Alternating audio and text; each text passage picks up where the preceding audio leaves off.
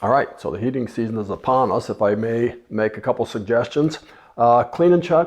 A yearly clean and check is a good thing, especially with a ModCon boiler. You want to have a combustion analyzer so you can get a good number on that. I think a lot of the new high efficiency boilers insist that you do a yearly clean and check and record the information to maintain the warranty on that boiler. So I would also take a sample of the fluid. If it's water, take a pH meter, maybe a TDS tester, make sure your water's in good shape. If it's glycol, obviously you want to check that.